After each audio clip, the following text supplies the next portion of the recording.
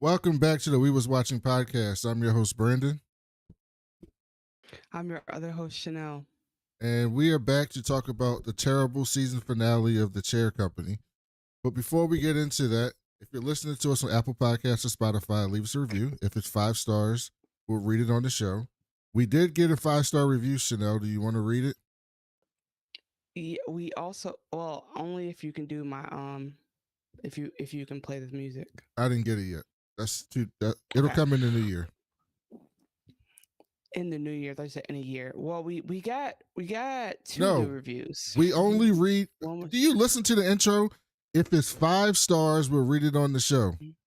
well, I like to address the complaints, but I'm No, gonna read this 5-star review first. No, no. it's hilarious. I just want to make sure I say your name right. 5-star review from Lilindia. Thank you so much. Says fresh, intelligent takes. I started listening to this podcast because I'm obsessed with Pluribus. Welcome. I love the banter between the two presenters and the smart takes they offer. I really enjoy reliving watching the episode by listening to it being discussed in this podcast. Thank you so much for Lilindia for your review.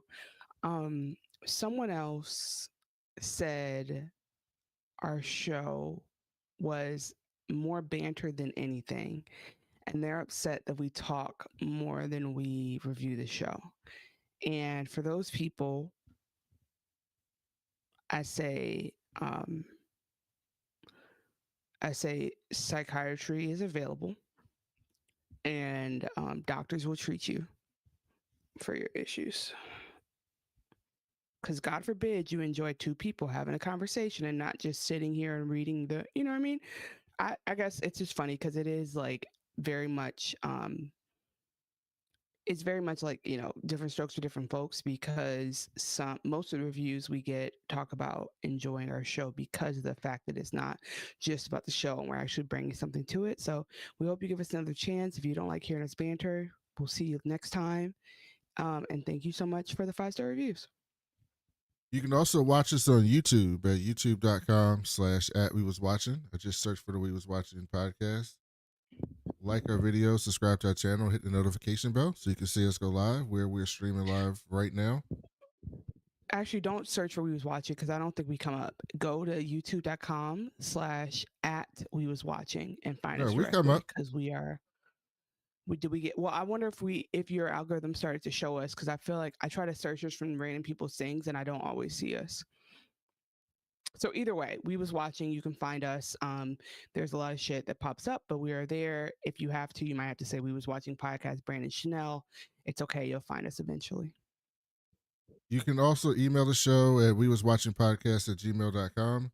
And you can follow us on social media everywhere at We Was Watching. So, in light of that review, we're going to have a short what we've been on, and I'll let Chanel go. So Don't watch me, don't watch TV. Chanel watched Stranger Things, and that's it. I'm just kidding. What'd you watch? What have you been on, Chanel? Actually, that's not just it. I'm almost done with season 3 of Stranger Things, which is a feat because I started it a couple weeks ago. So I've been trying to push through pretty consistently, but I've been taking breaks. I've also caught up on it. Welcome to Derry. And we're not caught up fully, but like I'm getting there. And then I got back into my Marvel marathon because I'm trying to get my mom to understand who Thanos is and just understand that some stuff's about to happen. And I just want to watch her watch Infinity War. So we have a lot going on right now in terms of what we was watching. And then of course I'm watching our shows that we're podcasting, but today I switched a lot between Netflix and HBO. And I just want to say this, like I love Stranger Things. It's the cast is so cute. I have said, if you follow me, you know that I've said that Gaten Metazo, Gaten with the braces, that's my son.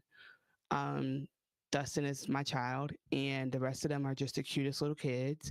And seeing them grow up, I know like the whole joke is like, oh, they're so adult now. It's this show's been on for too long, but like when you actually go back and realize they had like real age actors playing these roles and playing so well and doing what they need to do, and then growing up with them, it really like you just never see that. Like they always just hire 35-year-olds to play 17-year-olds now.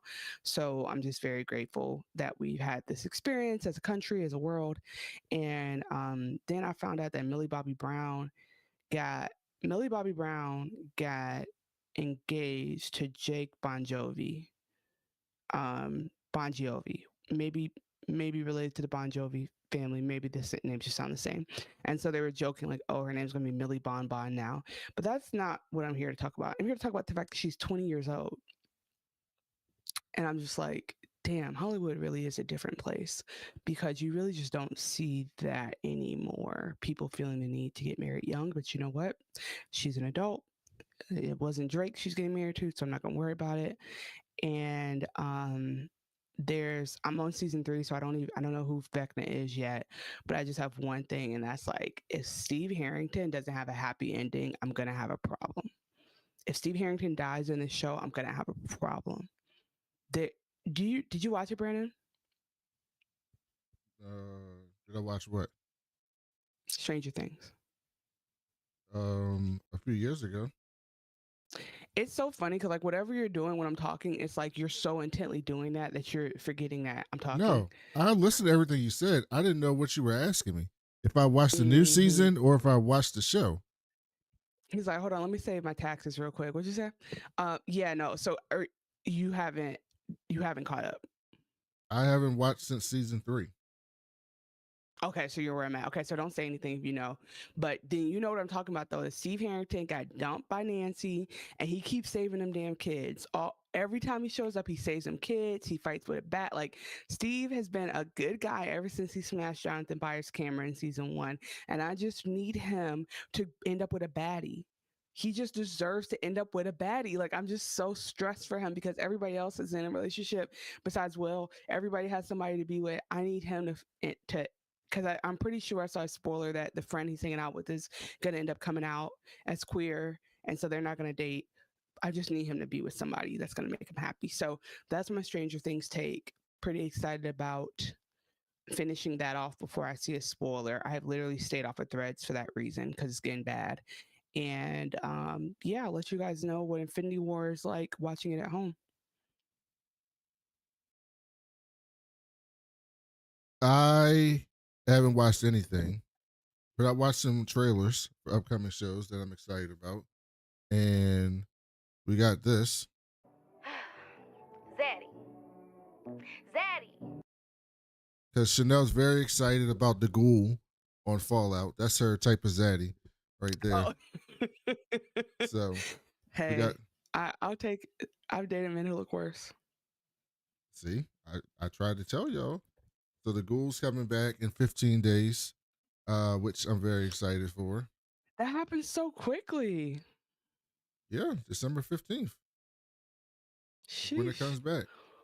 And then I watched the Knights of the Seven Kingdom trailer, and I wasn't lukewarm on it because I'm into all the Game of Thrones stuff, but it wasn't like House of the Dragon. It was just like, oh, they're doing another Game of Thrones show. We'll talk about it. I'm into it, but it wasn't like, when Foundation came back. But I watched the trailer, and I was like, oh, this looks good. This looks very interesting. So I'm interested about this time period. This is much closer to our time period. I mean, not our time period, but to the main Game of Thrones timeline than House of the Dragon. Mm-hmm. Much closer to that timeline. So it's going to be actually, there's people alive in this show that were alive during the Game of Thrones. So it's going to be a little bit more familiar to Game of Thrones watchers than House of the Dragon. Although, I mean, most of the people who watch Game of Thrones we're watching House of the Dragon because it was crazy popular. It's still our number one episode of all time is House of the Dragon season 1 finale, maybe. I think it was. That's so interesting. It's still our number one listened to show ever, I think. But what reached our top 5 now is Pluribus episode 1 and 2. It's reached our top 5 shows of all time. That's Brandon's new favorite. Y'all are gonna notice him putting a lot of thought into that. He's about to just do Chair Company a disservice. I can feel it coming. He's about to try to It's fly it's through a not chair my company. fault. 20-minute Me episode. and the people are in alignment with what's great. Okay, it's not my fault. We already know Chair Company broke records, and Chair Company is pushing. Pluribus. Okay, yeah, who seen it? Whatever. Good acting, good storyline. Who cares? Chair Company is doing something you haven't seen in a while, which is making HBO spend a lot of money on something that some people don't even understand. Once upon a time in the projects, yo. So we're getting into the Chair Company finale, but just so y'all know, Chanel is banned from choosing television shows I know. for the rest of the year. She's banned. She has no input on He what we really watch worried me. for the rest of the year. She's done. Mm-mm. Okay? I'm not She's banned. done. I'm not banned. She's banned. And here's why I'm not banned, because Brandon had me really thinking I was going into like a terrible finale. And I It's terrible. enjoyed this finale. So I just don't know where the disconnect is, but I guess we're going to find out. I mean, you've enjoyed a lot of things about this season that the rest of us normal people Okay, didn't here we enjoy. go. Here we go. So that's not I'm going to have to clip me telling people that I didn't like seeing that man's penis. so that's not really Clearly that's not really that surprising to the rest of us who's been listening. So this episode started at a wedding. I thought it was Natalie's wedding, but it wasn't. I did too. It's someone else's wedding. And some old white man. Wait, I'm about to start laughing again. Because like you said, we've been talking about a wedding all season. We think it's a wedding. No, it's just a wedding. Yes, it's just a stupid wedding. And the guy, okay, so then they show like, I guess it doesn't go straight to the first dance, or is there something else? Some old white man had 10 cigars. No, okay, see, No. I knew you weren't going to do it justice. So it's a wedding, and they see like it's a nice setup for a regular wedding, and then there's the after party when like the reception, when obviously like sometimes people traditionally do like the father-daughter dance, and like the dad dances with the daughter, and we know it's not a normal wedding, or this is like that's later. We know this is a we know this is a Tim Robinson wedding because the daughter goes, "Where's dad? I'm ready to do my dance." And the mom goes, "Dad had 10 cigars. He doesn't really feel too good." And they show the dad like looking hungover. And that's what I'm just saying, like 10 cigars between when the wedding ended and the reception is insanity. Why? It wouldn't even do nothing to you. You don't inhale cigars. You just puff on them. That's what I'm saying. It doesn't make sense. Two, if he did do it, it'd be weird and excessive. And that's how we know we're watching a Tim Robinson show, because the dad has messed himself up over his daughter's wedding, which arguably he had about 15, 30 minutes to just chill out and let the girl have her day. And so they start doing the first dance, and he starts wobbling. And my favorite part about him wobbling is like, it's one of those things where empathetically, like everyone's watching, and he starts falling over, and everybody's like reaching their arms out. Mind you, nobody's gonna catch him because they're all on the edge of the dance floor, but everyone's like, "Oh, whoa!" Like every time he moves, the whole crowd is like, "Whoa, whoa, whoa!" And so we just watch him, and we know where he's about to go down. So he embarrasses himself, and then he goes to the bar and starts drinking. And I'm doing all this from memory because that's how much I enjoyed this episode. So then he starts drinking. He goes to the bar. He's asking for whiskey, and the bartender's like, "Bro, you're getting cut off. Like, you kind of ruined your daughter's wedding. Like, this is just, you've been drinking too much. You're not gonna do it."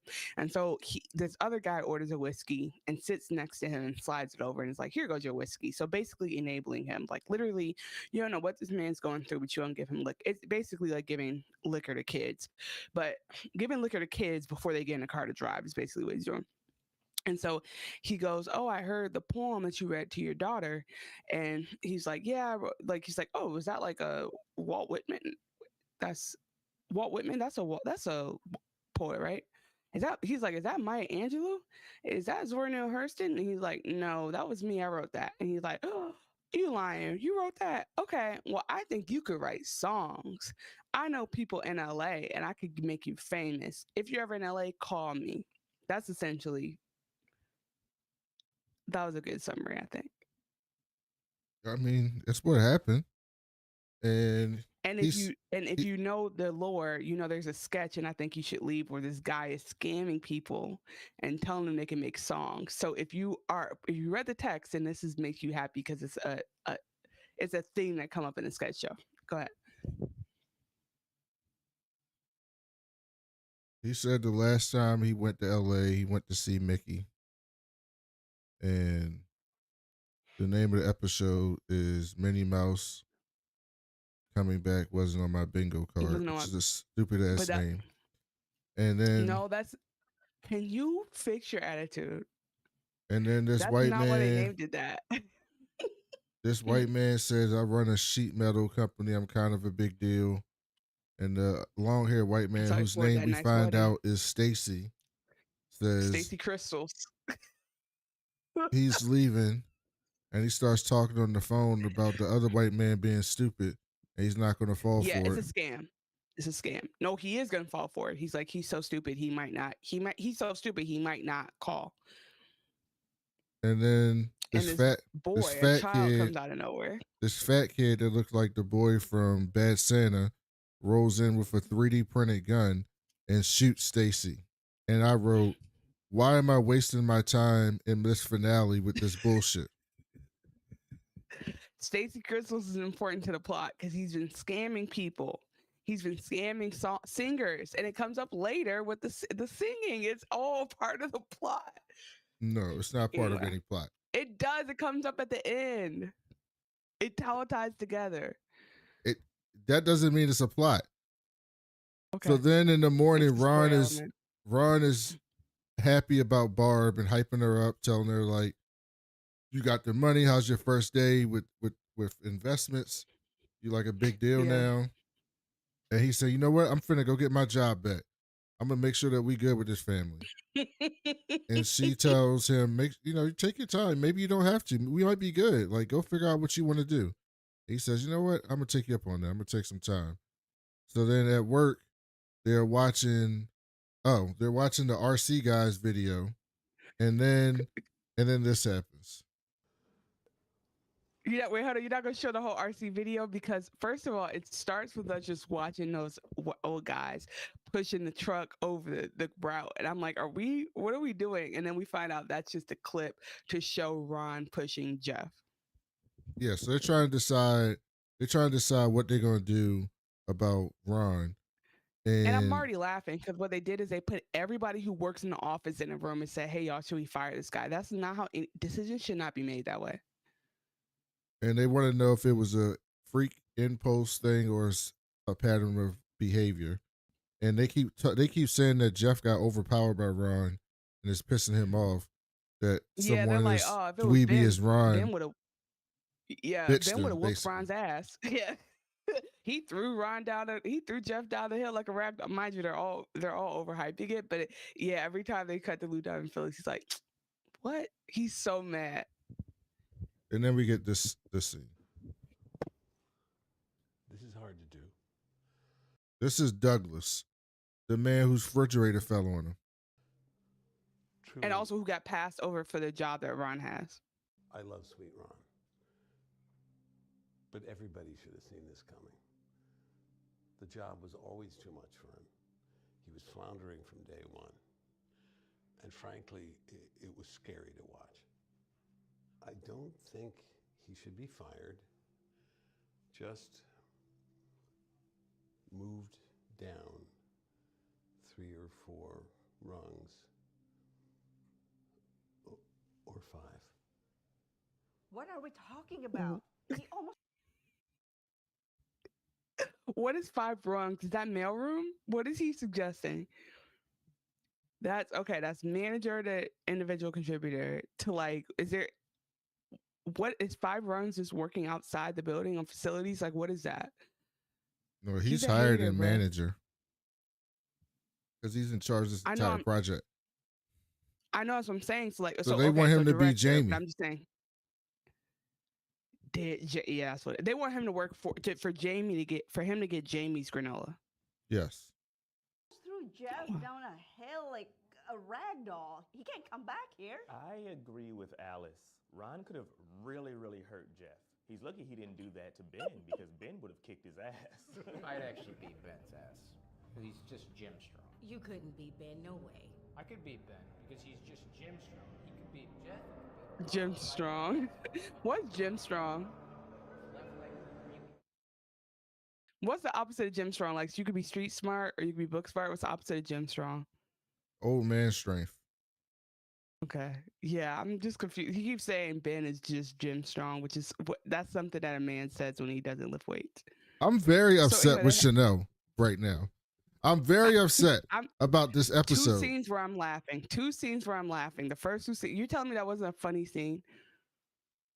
Douglas wheels himself, mind you, he can walk, wheels himself to the front and goes, "We all should see You this don't know that he coming." can walk. It hasn't been 3 months yet. He can- I believe he can. I believe he's always been able to walk. I do really believe that. That's just my theory. Nat calls Ron and said she's been looking into the mayor, and Ron's like, "Hey, dog, listen, drop that shit. I figured that shit out, but I can't tell you." And Ron is so happy to tell people that he figured it out, but he can't tell them. Like it's a They secret. can't tell him. It's top That's- secret. Yep. That makes him so happy. And so then you see him sitting outside, looking out the window in peace. He's just And- staring out. He's just staring out the window. It's like they're again, we've talked about this before. They do something that like could be construed as normal, and then they make it as absurd as possible. Meanwhile, after Nat got off the phone, Tara comes in and yells at her for talking about Wendy's Carver. The her Wendy's daddy. Carvers. We weren't supposed to know about Wendy's Carvers. Seth gets home and Ron's in Unfortunate. his room waiting, joking about his hat, and Seth breaks down crying. And Ron's like, "What the fuck's wrong with you? Like, it's all right. I'm good. Like, how can I help you?" And he tells Ron, like we said, that he don't want to play basketball no more. And Ron's like, "If you don't want to play basketball, you don't got to play basketball." And he's like, "I thought you would be pissed off, but I'm glad you said that because I found some other shit. I found my true love." And he said, "What's that?" And he said, "Stop motion animation." And Ron said, "Say what?"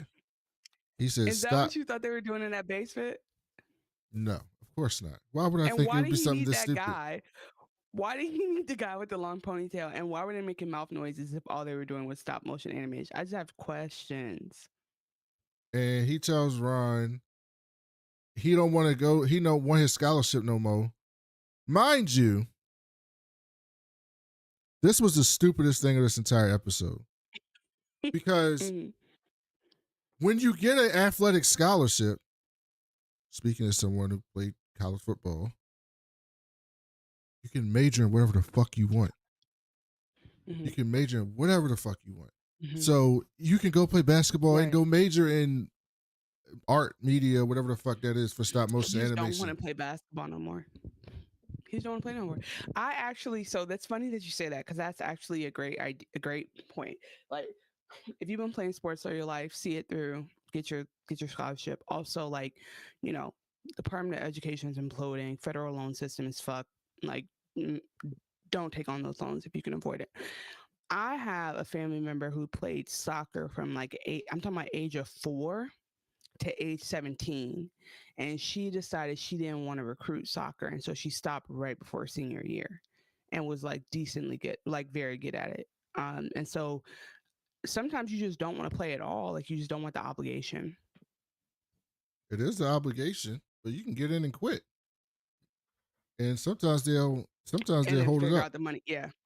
Like also mind you, like what is he going to Specs Howard? Like is he doing a 2-year program for stop anime? Like you said, you can still go to college for that. And you can definitely go to a school that's like not the biggest football school in the world and be able to have.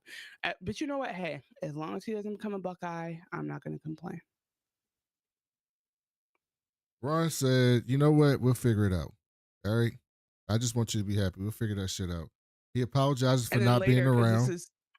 I'm gonna bring it up because it's like such a small moment. Later, he Googles how much school costs. He goes, "What the fuck?" Because he said all that without knowing it was gonna be like $200,000. Ron apologizes for not being around recently. He said he was doing something very important that was distracting him. And Seth was But he like, can't "What?" tell him about it. And he's like, I can't tell you. He's like, "Just know someone got something because of me, because of what I figured out, but they got they it don't because deserve of it. me." And they Steph's don't like, deserve "I it. have no idea what the fuck you're talking about. You're so cringe," and leaves. Yeah. Okay. Well, you didn't say my favorite part of the scene. What's your favorite part of this scene? Hey, somebody threw my truck away. And he does this. Look, you gotta do the face. Look. I'm not doing that face. Okay, that's not happening. That's done. Donezo. Not happening. Hey, who threw that? I just need to know, does he make himself laugh, or is he like, I hate that I've created this for myself? Because So that face killed me.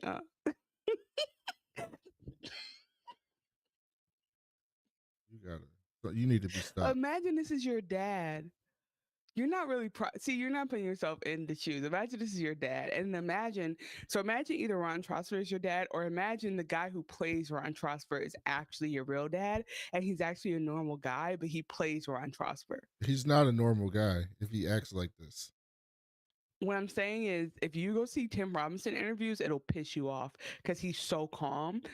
In real life, he's so calm. It is so upsetting.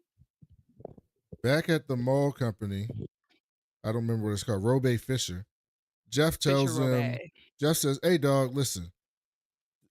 Y'all moving too fast. Slow down on this. I'm going to go talk to Ron, see if we can figure this out. And I wrote, this nigga want to fight. He don't want to go talk to Ron. That's what it was. He wanted his fade back. That's all it was. Back home, Ron is daydreaming about everything that happened. And he want to tell somebody so bad what he figured out. Like it's eating at him. And Jeff calls him and was like, hey, dog, let's get a beer and let's hash this out like adults. We can talk through this. And Ron was like, I just need more time to figure out what my next move is. And Jeff was like, you finish them all. You get to be part of something historic. Your name goes down in annals. People will remember you. Or you don't do shit. And Ron was like, that's kind of a hard choice. I'm going to think about that. I'm going to think about those two. And so then Ron decides to get on the phone and call this tip line. I don't think you're going to do it wrong. Because something in his head is telling him to go out and tell.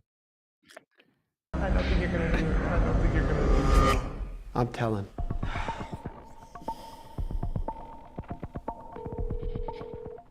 Columbus Herald tip line. Hello? Would you ever consider running a story that's like a corporate political fraud thriller, like an embezzlement thriller that doesn't name any names and doesn't use any real specifics? What the hell are you doing? Don't do this. What do you mean? That's just a novel, bro.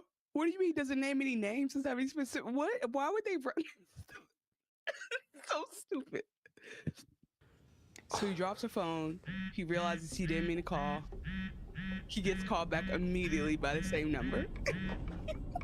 Hello? Hello, is this Ron Trosper? Yeah, who's this? This is the Columbus Herald tip line. How did you... Look, we're really interested in the story you were offering. Would you have any interest in meeting with us? Even if it's off the record? No, don't call me back ever. How do you know my name? Through the caller ID. You shouldn't have that. That's dangerous. Mr. Trosper, if you're aware of a public crime, it's your responsibility. I'm not. I'd just like to ask you a few questions. This is not Mr. Trosper. This is a kid. This is a prank. I'm home alone at a sleepover and we're terribly behaved boys. Ah!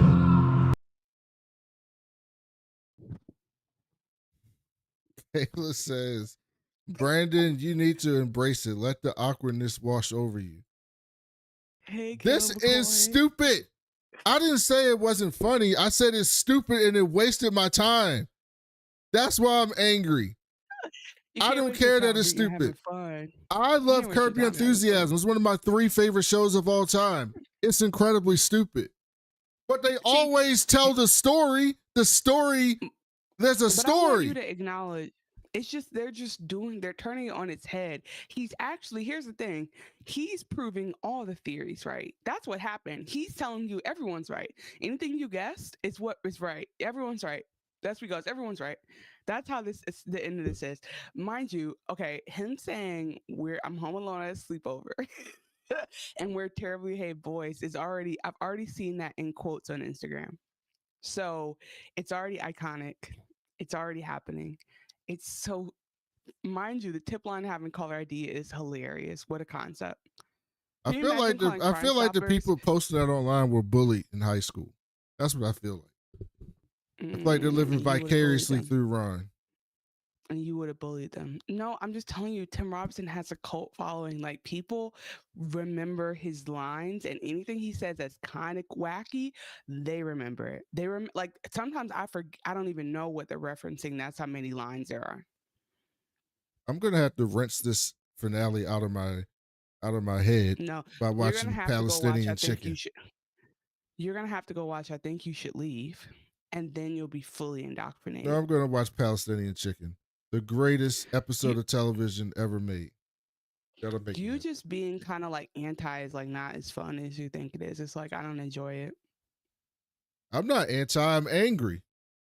There's a difference. Because you're anti. Okay. No. What does she So- say? What do you want, Kayla? Okay, that's fair because that's there's fair. literally no ending like how this is a finale. Thank you very much. That's why I'm You've angry. never seen it before. It's groundbreaking. I didn't say it wasn't funny. There was I said it every wasted my ending. time. I watched There 8 was every hours of ending. this. Well, what is it, 30 minutes? I watched 4.5 hours of this stupid thing to get to an ending that does not exist. You know what? This is a what more do you want from me scenario.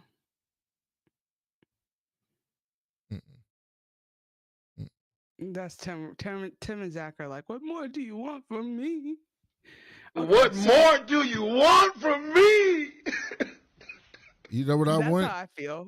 A story. An ending. That's what I want. All right, so let's get to it. So he calls the tip line on accident, and I do not know if tip lines have caller ID, but I hope they don't, because it would discourage people from calling. And he calls right back. He's like, nah, because he realizes he doesn't want to blow up Barb's spot, so he moves on from that. Ron then goes out to walk baby, and Mike calls. This is so stupid. And Mike is pissed that Ron won't answer his calls. And Ron tells Mike that, listen, we gotta drop this shit. All right, I'm done. It's over. It's over. I figured this shit out. I'm good. And Mike's like, I never did anything good in my life, and I don't want people to laugh People at are my gonna grave. laugh and point at my grave. And Mike says, you're not done. You're not done. You're crazy about this thing. And Ron says, no, I'm done. I'm good. And then Mike says, all right, go back to your fancy job and your fancy family. And Ron says, why don't you go back to your family? And Mike says, fuck you. And then they hang up. So then Ron shows up at Mike's daughter's house to kind of say something nice on behalf of Mike. And her auntie shows up and says, very creeped out. And it's like, you don't know anything about that man. And she's Get like, away. Ew, get off my lawn. He's like, okay. Mind you, he doesn't, he's all right, that's fine. He just walks away. He's like, I'm not looking this up. I'm not calling Mike. I'm gonna leave it alone. Which he does for once, leave something alone. Ron gets home and Nat is pissed and she's complaining to her mama. And Ron's like, what the fuck's happening? Tara's tried to cancel the wedding because she broke the You NDA jumped by telling ahead. I didn't even get to that. Why are you jumping ahead? That's what you about to say. What you about to say? I said Nat is pissed because her and Tara got in a fight because Tara was being an asshole. She thinks she can't trust her because she told her daddy about Wendy's hams. And Wendy's carved. we knew Tara was. It's a new Wendy's spinoff. So Nat doesn't want to deal. That's like, I don't want to deal with this shit. Like, she's gonna cancel the wedding. She don't trust me. It's over. I'm leaving. I'm going upstairs. She got her bags and everything. And Ron tries to come up to her to talk to her, and she's about the whole mystery. And that's like, Dad, the fuck's wrong? I'm good. Like, leave me the fuck alone. And leaves and runs upstairs. So then, because a series of bad things is happening in a row, Ron turns around and baby's eating chocolate. Baby's eating the gift that Mike get. Yeah, that chocolate monkey or whatever he tried to give Seth. So then he tries to take baby out for a walk because he thinks he has to sweat out the chocolate. And he gets a call from an unknown caller. 100% is not. I don't think any doctor any veterinarian will tell you that's not how it works. But okay. The same unknown caller we've been hearing from all season. And he gets distracted and baby runs off like he sees something that he knows. and Ron tries to chase after him and trips and falls over a rock for his third concussion. I'm gonna tell you this right now. Nothing would piss me off more than tripping and falling in the woods and waking up sometime later. Nothing would piss me off more than that. By the That would time make me breaks, so mad if I trip. well, I don't think any of this happened after this. By the time Ron wakes up, Really? I think it all happened, but I'm just saying, like, have this you is ever his third tripped and fell concussion. and lost time? We had the scene in the Have you- hospital where the doctor was like, I "Dog, agree. if you I fall again, understand. you're gonna be fucked." I understand, but have you ever tripped and fallen and lost time because of it? No, I'm way too. We got way too much That's what I'm balance and saying. athleticism Nothing to be would make tripping me and more falling. mad than like I was just upset about that. Yeah. So he loses baby. He wakes up, he sees babies in somebody's house. He rolls up on there. It's like, "Oh, I lost my dog," and the guy's like, "I lost my dog. Now, Someone before we go stole him from further, my yard."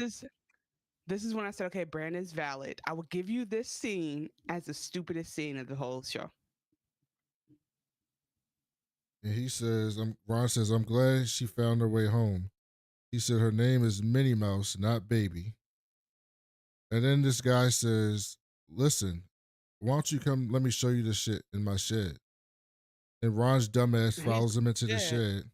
He's like, He gets in the it's all good, shed. it's all good. It's a glass thing with light It's shining on it. like a laser printed. It's like a laser printed shape, and he goes, "It's a brand new shape. No one's ever designed it before." He's like, "It is," and honestly, it was a brand new shape that no one's ever seen before. They zoom in on Ron, and then they zoom out, and they show the guy, and the guy's a vampire. Basically, and Ron goes, "Ah!" He wakes up. What is this? What is this? The rest of this show was so stupid. You know it's stupid. It has nothing to do with nothing. I don't know. I don't know what that was. I don't know what that was. The guy scared him. But as Brandon said, maybe he made that up. Maybe that was in his head. He wakes up on the man's couch, and the man's like, "Yep, okay, thanks. So I guess it's in my dog again." And you know what? I mean, to be fair, the dog did go back in as if it was his house. So like that is baby's house. But also like I did not realize Ron just got baby off the side of the street and brought him in the house. Like, what are you telling me? You're telling me Ron found baby and just no vet, no nothing, and just put him in. And baby didn't have no kind of collar. No, and he so said anyway, he bought baby. So somebody who took baby sold him to Ron. That's hilarious. And so then Ron is like, well, I don't know why he thinks of this, but he goes, well, can you take a picture of us and post it to Instagram and tag me and tell people I found your dog? I don't know who that's for. I don't know what battle he's fighting where like he needs his goodwill, but the guy takes a photo and he's so happy with himself. Ron poses for this photo and the guy is taking pictures of him very seductively. He's like, "Oh, I didn't notice that." Yes. He's just making those noises while he's taking pictures of fucking Ron. So then he leaves and he gets a call from the unknown caller again, and the guy's breathing hard and he says, "It's a done deal." And he says, "Are you?" He's like, I already dealt with Alice. Are you with Alice?" And he goes, "Who's Alice?" Who now? And Ron says, "You don't know about Alice." "What are you talking about?" And he gets back home and there's a post. He sees the post of him with baby on Instagram saying that this good man saved him. And all the comments were like, "We let baby free. Why the fuck is he back? Like this guy be abusing his dog or some shit?" I don't know. Like this was, I don't understand any of this. They said we left the gate open so that baby would get out. Why would you bring baby back to an abusive person? And then somebody says, "I didn't see Minnie Mouse coming back home on my bingo card." Ron looks at, that's the title of the episode. That's the title of the episode is one of the comments. That's why it makes sense. No, it doesn't make sense. Okay. It's silly. But it makes sense. They've been doing that all season. Like the title is a random line. Like the most random and non-consequential line in the show is what the title is. Okay, that's fair. You're right. Okay. All right, you got me on that one. Ron, this is when Ron looks at the tuition that Chanel already talked about. Then sees they might announce, he gets an email saying that they might announce like somebody else taking over the mall shit. And that's when he's like, all right, I need to go meet Yeah, it hits Jeff him. to get my Yeah. job. Mhm. On his way out, Barb comes up to him and was like, I apologize for making fun of you. Rob's like, what? Rob's like, what?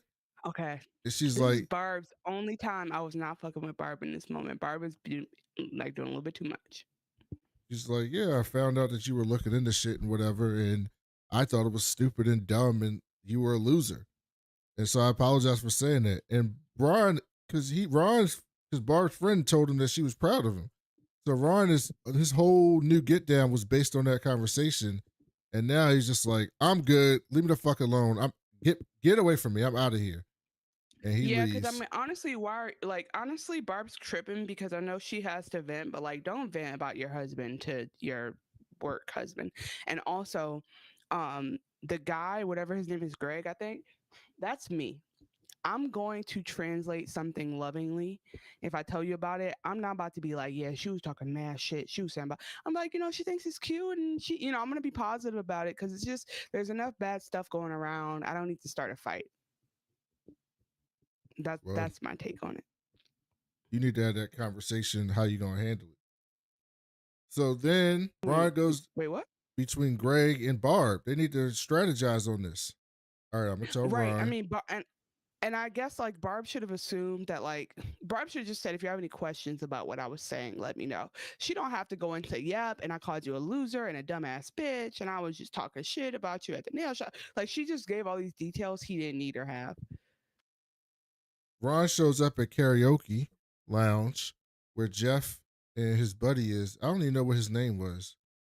This was one of the guys from the retreat. It's just a nameless guy. Jeff's Ron, he's like, what you want to drink, Ron? Ron's like, I think I'm having me a beer. And then Jeff's friend was like, no, I'm getting you tequila. You're gonna get fucked up tonight. And Jeff says, they start talking and he's telling some story. And he says, Ron's got it all figured out. He just likes a simple life. He's not searching for thrills. He's not trying to be like us, like based on the stories they were telling. And Ron was like, actually, I did something recently that was really fucking crazy. And so Jeff's like, oh, all right, I want to know about this. And so Ron's getting ready to tell, because he's been dying to tell someone about this. He's getting ready to tell Jeff this story, and then Jeff gets called up for do karaoke. So Jeff goes up to do karaoke, and he starts singing, and he's singing hard. And then he gets to a part of the song, he goes like, oh, cut the song. DJ's like, what are you talking about? It's like, the notes fucked up. What version of this is this? What is this? What version of this is this? Okay. I don't know what this is, but this ain't the song that I wanted to hear. Okay. I wanted Mariah Carey's All I Want for Christmas. Okay. That's what I asked for. But keyword here is this is a song he maybe wrote.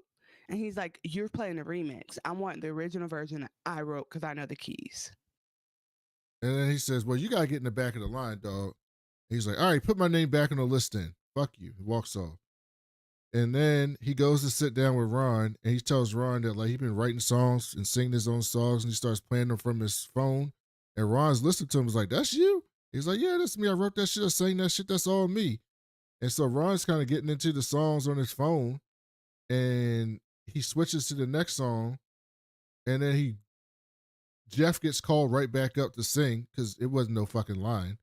So he gets called right back up to sing, and then Ron hears the next song, and he runs to the bathroom because he remembers the song, and he dials the waiting number to Red Bull LLC or whatever the fuck, and the waiting song, the whole on hold song, is Jeff's song that he's singing. And Ron's like, oh shit, this is all together. So he busts out the bathroom. It's a vaster, deeper, darker criminal conspiracy. I guess. We bust out the bathroom. He gives Jeff back his phone. He's like, I gotta go. He runs and he goes to the Fisher Robe office. And he's walking around Jeff's office like, what the fuck's happening? And he's bumping into shit. And he bumps into... And then he has that memory of like Jeff being like, don't lean on my, which was weird, right? Jeff randomly goes, don't lean on my wall. This is an office. He goes, I'll lean on your wall if I want to. And he leans back against the wall. And a secret drawer opens with secret files. And so Ron starts going through the files and he's looking at it, and it's Tekka and it's Red Ball Incorporated, and Jeff signed on all the shit with another person named Crystal. God! Jeff owns Red Ball LLC and he owns Tekka. It's been Jeff the whole time. We got an answer. No, we didn't get an answer. We didn't. That's why this is stupid. He's looking for Alice. He's like, where's Alice? Alice is nowhere to be found. So what the fuck was all of that with Alice? They all did it. He keeps seeing someone named Stacy Crystals. Here's the thing. Here's what I think happened. I genuinely think all of them did it at the same time to him. And that's why it felt like such a big conspiracy. Because Alice was fucking with him, had the guy coming after him. What's his name was Jeff was fucking with him, and Red Ball and Tekka. And then what's her name was fucking with him. I think it all. He calls Mike back and says, no one's going to laugh at your coffin. We back. We back. We're going to be heroes. He gets back to his crib and Lynette is there, Mike's quote unquote daughter. And so Lynette starts telling the story about Mike, and he says, look, when my dad died, Mike got the heart transplant. Mind you, I believe every word she says. And she said he was very grateful from it.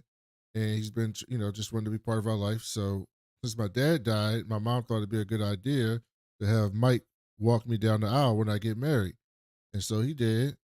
And then he started like coming around too much and getting really close. And he wanted a hug. And like my mom gave him a hug, but he kept wanting more hugs. And I'm like, there's nothing worse than somebody who keep asking for hugs. Because he thought he was her daddy. And so that's his wife. And so he wanted to get some. And so then that makes sense to you. That clicked for you. Okay, got it. Yeah. So You then understood this logic. Okay. Of course. It's perfectly fine, reasonable logic. So then Mike then decides, all right, if mama not gonna break me off nothing, what about you, Lynette? Like, what's up with this? You're younger anyway. I like you more because you're younger. She tries to kiss him, and I said, what is this story? Like, what is this? He tries to kiss her. Yeah, he tries to kiss her. And then they put a restraining order on him, and she says he's a scary man. Don't let him be near your family. And then Ron remembers all the times where Mike was just talking about family and wanting to be family, and we're family. Yeah. So one, I do now say Ron was valid in not letting him come to that birthday party. Two, though, this is actually shows how unhinged Mike is. We know Mike's unhinged from the podcast he listens to. Mind you, that podcast is all banter, no show. You want to talk about all banter? You know what I'm saying? You want to talk about a 2-star review? Anyway, so Mike, Mike, when Ron was like passed out and needed to get back home, Mike did a pit stop to go harass Lynette and told him this whole fake story. That's how unattached to reality this man is. That he involved Ron in it when he could have just did that on his own time. That's crazy. I forgot about that. So then Ron gets the call from the scary man again. And he's like, are you ready to figure this shit out? And he goes, are you ready to meet? He goes, yeah. So they meet in the school gymnasium, and this dude shows up with a Jason mask. And he leaves. Same guy who had sat on the back patio before under the cameras.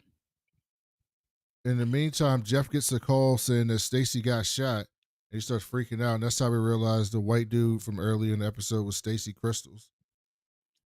And so we also see... and also... Oh, I listened with the caption, so I knew that too. But also, so again, it all comes full circle because Stacy Crystals was probably producing music for Jeff, and he's a part of the scam. And so maybe they scam men and like take money from them, whatever. And Red Ball is like a shell company you could use Red Ball for anything, right?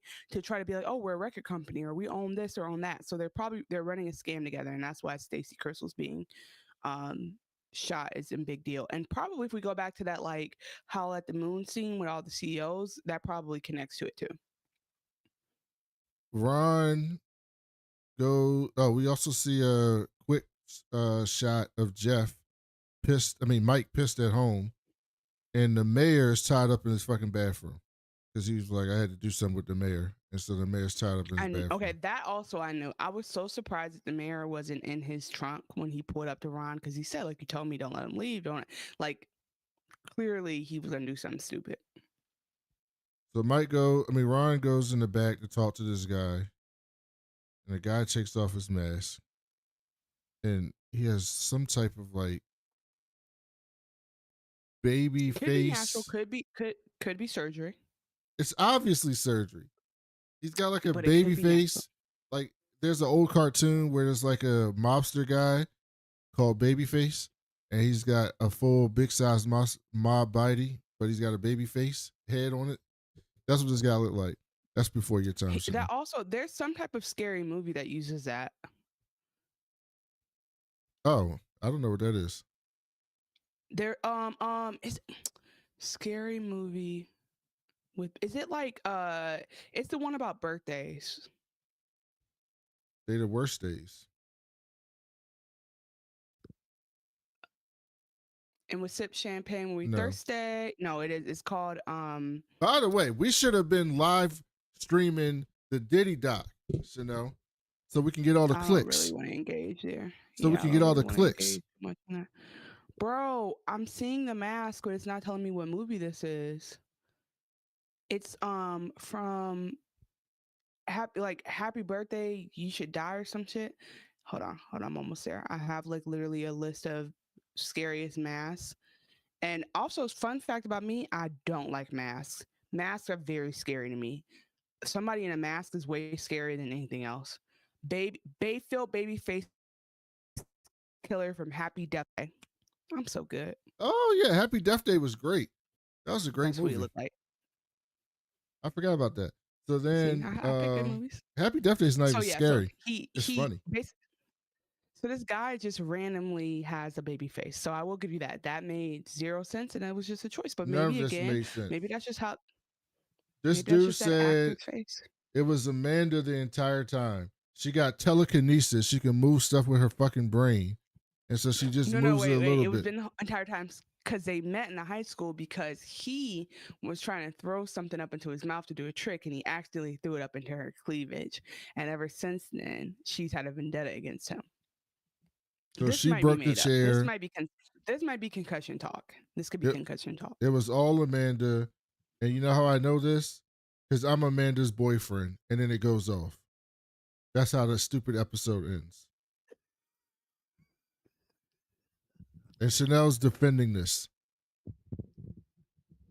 She's defending this nonsense that I just described to y'all. Everything I just said actually happened in this show.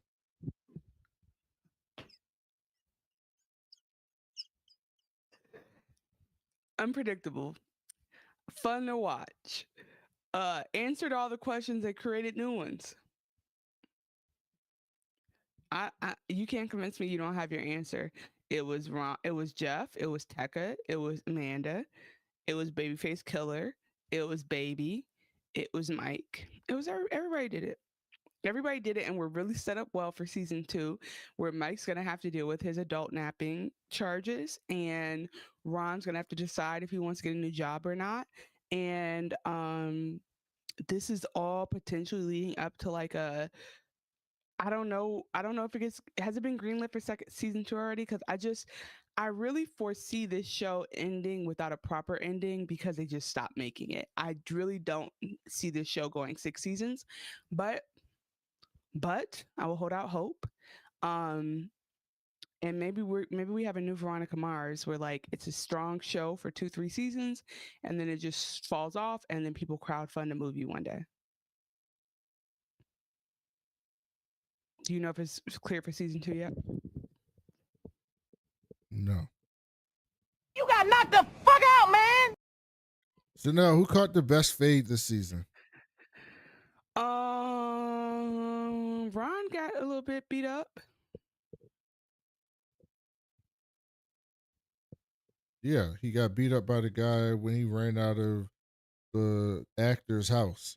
He got smacked right in the head. They haven't renewed it yet. It might not get a season 2. It'll get a season 2. People liked it. It was funny. Oh, it has been. It has been on November 20th. Boom. All right, guys, we're gonna get the answers to our story. Yeah. He got Are the best we? knockout.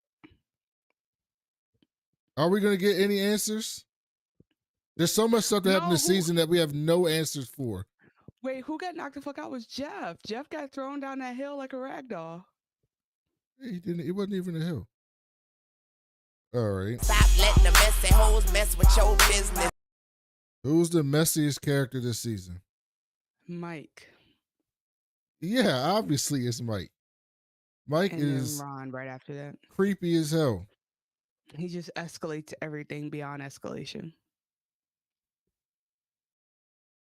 I don't know if Ron is second. Braun, Mr. I can't tell you, but I want to tell you, and I'm responsible for someone's success. That's messy. And he's talking about his mama, mind you. That's messy. I feel like Jeff was the second messiest because he's up to no good. Jeff definitely messy because he's the mastermind of all of it, but definitely no. You know who's messy was the actor who swore up and down the person's name was like Molly S for months, and it was like actually it was Allison. Yeah, that's true. I've been dealing drugs ever since I was 12 years old. See, I didn't have the chances that you have, Miss Hawkins. Who had the best speech this season, Chanel? Or the best who had the best line or the best? Oh Douglas. Yeah, Douglas. Right there at the end there, and then when he did his monologue when he came back from being under the fridge, like Douglas had his moments. Yeah, well, Douglas, you know, he had a vendetta. That man took his job. And wait, can I tell you? What? I just remember something else that we didn't talk about. And because Tim Robinson reposted it, there was this video in New York of this guy like giving ICE the finger, and he's like, you know, like, oh fuck you guys, and the NYPD for whatever reason decides to try to apprehend him. Mind you, he's doing nothing illegal, and the police should not be involved in this. This is a civil matter if I've ever seen one. And so the cops start running after him, and they go to grab his jacket, and he unzips and takes his jacket off and gets away. They were like, it's a Mike spin move. This is crazy. And it reminded me of the first season where Mike unbuttoned his shirt, and that's like, that's probably where they took it from. We have so many moments that so many good moments that we've forgotten about that one.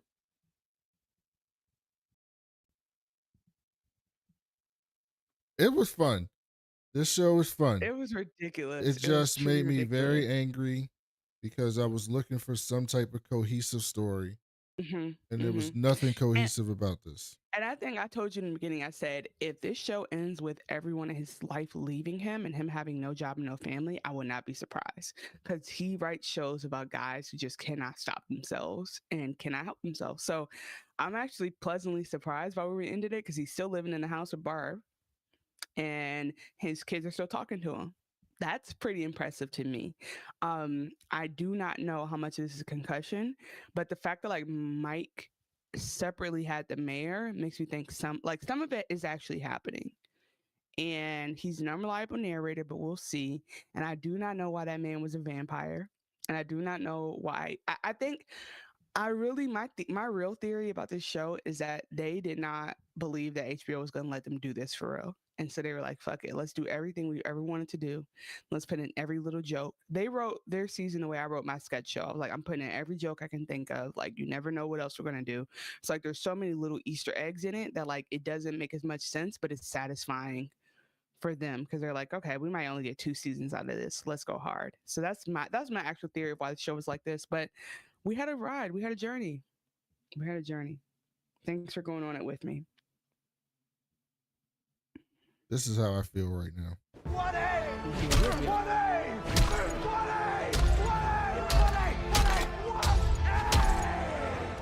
You were being attacked by punchlines all season. That's what Chanel. That's what Chanel just did to me. She just called 1A and just repeatedly punched me in the face for this entire 35 minutes of this finale. What happened? I had fun. And so now I have to recover. Like I said, I've been watching like kids die on screen. I'm watching it. So like this was a really good foil to that. By the way, did you see you're not watching Welcome to Derry, right? No, I heard it wasn't that good. It's not bad. It's definitely giving us prequel. It's definitely giving prequel, and it's tying together the Stephen King cinematic universe. So it's tying together. Are you Pet gonna watch it? Cemetery. No, that's not even what I'm about to talk about. Okay, spoiler alert, spoiler alert, spoiler alert, spoiler alert. It's tying together Shawshank. It's tying together The Shining, and I guess Pet Cemetery. But like it's tying together all these in the same universe. Dick Halloran is a character in it, so it's definitely giving like prequel of. I don't know if we're gonna figure out where it came from, but like it's giving early dairy days and like like some of the history they talk about is in there. And I think Mike's daddy is one of the characters. And also, there's a really interesting thing they did, which actually this is what made me want to watch it. So the flyer in the first, and again, spoiler, the flyer from the first episode, like the flyer they used to promote it with a bunch of kids on the front, like the poster, they killed 3 of those kids in the end of the first season and redid the poster after that. That's iconic. Why are you spoiling this show iconic. for everybody? It's not even I finished told you yet. it was a spoiler alert. I did say spoiler alert. That's but not that's the enough first of an season. alert. That's the okay. Well, nobody's watching the last 10 minutes of this show. That's not true. I look at the numbers. Most of our people finish, surprisingly. Spoiler alert. I'm that type too. Spoiler alert. Spoiler alert. Spoiler alert. Well, I get to cleanse myself of this with another great episode of Pluribus in 2 days. So that'll be wonderful. And I do look forward You for season overhyped 2 it. because this was very funny. This was a very funny show, just a stupid show, but it was very funny. I told you that. I saw somebody who tweeted. They said, "Wow, Pluribus is so fun. I wish Albuquerque was a real place." It's funny. I don't get it. What's the joke? Because they're like, oh, Vince Gilligan's so creative. He created silly, but like a city, but like it is a real city. So they're just being like, oh, okay, I got you. yeah. So Okay, we'll be guys, back. Thanks for doing this weird ass show with us. We'll be back in a couple Go days Lions.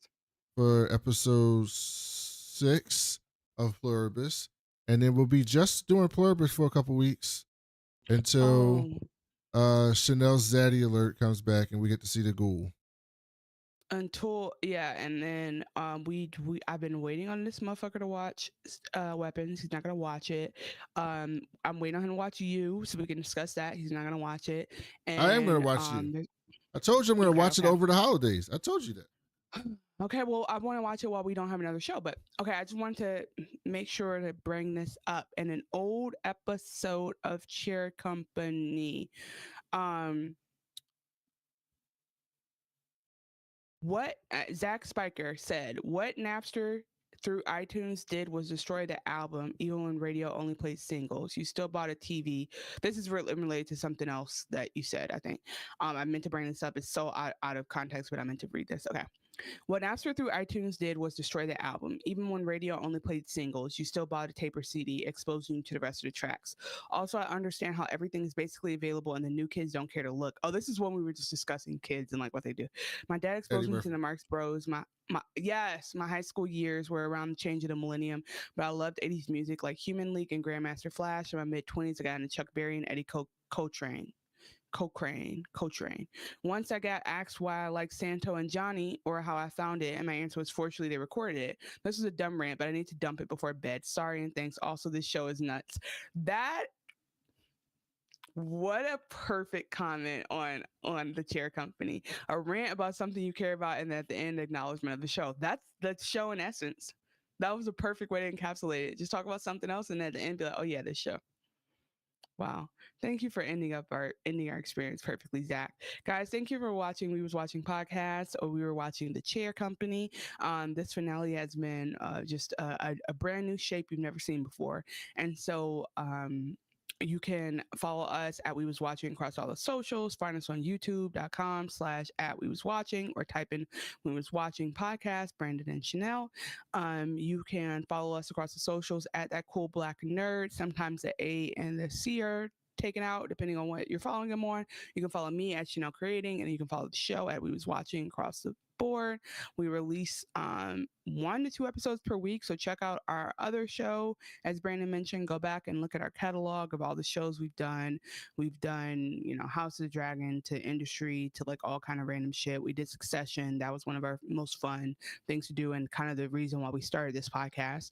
So would love to have you guys discover that and then go give us a 5-star review or just listen to us on Spotify and then comment or rate our show with the little star function you have on there. If you have any questions, comments, concerns, at we was watching podcast at gmail.com is our email. And we are a show for blurs and baddies who love TV, film, sci-fi, nonsense, silly, absurd comedy, and politics in between. Until next time, be careful what chair you sit on.